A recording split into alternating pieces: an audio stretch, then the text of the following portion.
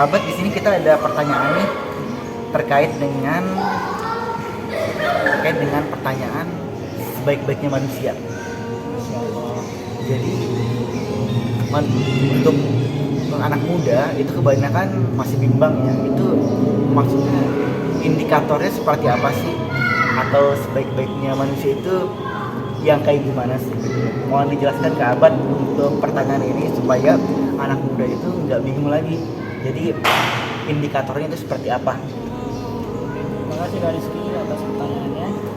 Ini pertanyaannya bagus ya teman-teman ya. Sebaik-baik manusia itu pasti banyak yang kita itu bertanya, sebetulnya seperti apa sih golongan orang-orang atau manusia yang paling baik. Nah, teman-teman di sini di dalam kehidupan ini tentu kita kan mengacu kepada beberapa hal ya. Kita bisa mencari tahu seperti apa manusia yang terbaik itu kan tentu dari sumbernya. Nah, sumber yang paling baik itu ya tentu kita harus banyak belajar, banyak membaca dari buku, kemudian kita bisa mengambil ilmu dari orang. Yang paling penting adalah kita di sini mengambil ilmu dari agama ya, karena agama itu sumber yang utama, yang sumbernya dari Tuhan. Jadi sebaik-baik manusia kalau misalnya kita tanya secara umum setiap manusia, kita punya jawaban yang berbeda ya Kak. Ada orang itu ketika ditanya versi terbaik dari mereka atau versi terbaik dari manusia, biasanya orang itu akan banyak yang menjawab sebaik-baik manusia itu berarti mereka yang punya pencapaian atau punya prestasi dalam hal dunia ya, khususnya dalam hal misalnya materi, kemudian dalam hal status sosial, kemudian dalam hal sesuatu yang berhubungan dengan kekayaan, kekuasaan dan sebagainya. Jadi memang sebaik-baik manusia itu di sini yang paling benar ya, jawaban yang paling terbaik itu adalah mereka-mereka yang punya dampak atau punya impact terhadap manusia lain. Jadi ada di dalam agama itu ada sebuah hadis ya, khairun nas anfa'uhum linnas. Jadi sebaik-baik manusia itu adalah mereka yang paling baik untuk manusia yang lain. Nah, di sini yang jadi pertanyaan adalah paling baik untuk manusia lain itu gimana gitu? Kita harus melakukan kebaikan apa? Nah, ternyata di sini kebaikan yang kita lakukan kepada manusia lain itu bisa banyak caranya ya Kak Rizky ya. Jadi ketika kita membantu orang, menolong orang dan sebagainya berupa uang, berupa materi, berupa waktu, itu sebetulnya semua kan ada nilainya, ada bobotnya. Jadi sebetulnya ketika kita membantu orang itu kita nggak sia-sia gitu. Karena di sini masalahnya itu Kak, banyak orang yang mengira ketika kita membantu orang itu kita itu rugi, kita itu sia-sia. Misalnya kita menolong orang, kita memberi bantuan kayak berupa uang, berupa sesuatu materi ya. Terkadang kan kita merasa, wah berarti kita kalau banyak memberi, banyak membantu itu seringkali mungkin kita akan dimanfaatkan sama orang atau kita merasa dirugikan. Tapi ternyata di balik itu sebetulnya malah itu jadi ladang kebaikan, ladang pahala buat kita gitu.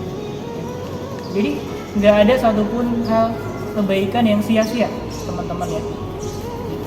Jadi sekecil apapun kebaikan itu akan dihitung atau dihisap, dan seburuk atau sekecil apapun sesuatu itu akan dihisap juga atau dihitung gitu. Jadi memang dalam hal ini sebaik-baik manusia yang paling baik, yang paling bermanfaat untuk semua orang itu benar. Jadi di sini ketika kita semakin punya pengaruh, kita punya dampak, semakin kita banyak memberi dalam hal materi ya, kemudian dalam hal yang lain, itu berarti tambahan pahala kita semakin banyak gitu. Jadi kita jangan pernah merasa merugi kalau kita nolong orang itu, bantu orang, karena semua ada catatannya. Jadi salah satu golongan sebaik-baik manusia berarti yang sebaik mereka yang paling banyak memberikan sesuatu ya. Khairun nas yang nas. Nah kemudian selain itu juga sebaik-baik manusia juga bisa kita kita pelajari atau kita ambil dari suatu hadis ya. Jadi selain sebaik-baik manusia untuk manusia yang lain, ternyata sebaik-baik manusia itu juga mereka yang mempelajari Al-Quran. Mereka mempelajari Al-Quran, kemudian mereka ngajarin ke orang lain. Jadi khairukum man ta'allama al-Qur'ana wa 'allama. Jadi ketika kita mempelajari Al-Quran itu sebetulnya kita lagi belajar tentang sesuatu yang paling penting. Jadi Al-Quran itu kan ibaratnya surat cinta dari Allah buat kita, buat hambanya. Tapi banyak orang yang memang mungkin kurang menyadari pentingnya hal itu ya. Kita lebih sibuk membuka gadget kita ya, dan sebagainya gitu, dibanding kita membaca, kita mempelajari, kemudian nanti kita ajarin lagi ke orang lain ya. Jadi kita bisa menjadi sebaik-baik manusia kalau kita bisa belajar Al-Quran, kemudian kita bisa ngerti ini isi dalam Al-Quran itu, kemudian kita ngajarin orang. Jadi kalau orang yang kita ajarin dia nerapin, itu pahalanya bisa besar banget kan, karena Al-Quran itu salah satu mukjizat yang besar ya untuk umat Nabi Muhammad. Nah ini yang jarang orang itu tahu, ternyata dengan mempelajari Al-Quran, kemudian mengajarkannya, kemudian mendakwahkannya itu bisa jadi pundi-pundi pahala yang besar banget, dan kita bisa masuk ke dalam kelompok atau golongan sebaik-baik manusia. Jadi dari hal ini kita bisa ambil pelajaran ya, kayak ternyata Allah itu melihat sebaik-baik manusia itu ternyata bukan dari status sosial, bukan dari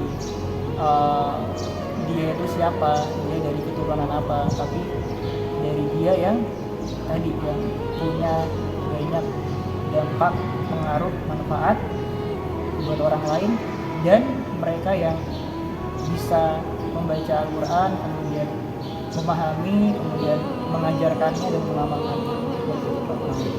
Menarik sekali ya Kak ya untuk pembahasannya. Jadi memang untuk menjadi sebaik-baik manusia itu indikatornya bukan dilihat dari mungkin pangkat, jabatan, kekayaan gitu ya. Jadi bukan materi-materi seperti itu aja. Tapi yang lebih utama itu harus bersumber dari junjungan kita, Nabi Muhammad. Jadi Nabi Muhammad itu mengajarkan seperti yang Kak Abah tadi sampaikan, itu sebaik-baik manusia adalah manusia yang bermanfaat bagi banyak orang. Jadi misalnya kita kelebihan harta, kita bisa bantu orang lain, memberikan makan, memberikan bantuan dan sebagainya. Dan juga sebaik-baik manusia itu adalah manusia yang belajar dan mengajarkan kepada orang lain Al-Quran ya. Jadi memang Al-Quran itu adalah kitab suci yang sempurna, mukjizat juga. Jadi sangat rugi bagi kalangan-kalangan muda itu yang enggak mempelajari Al-Quran dan mengamalkannya.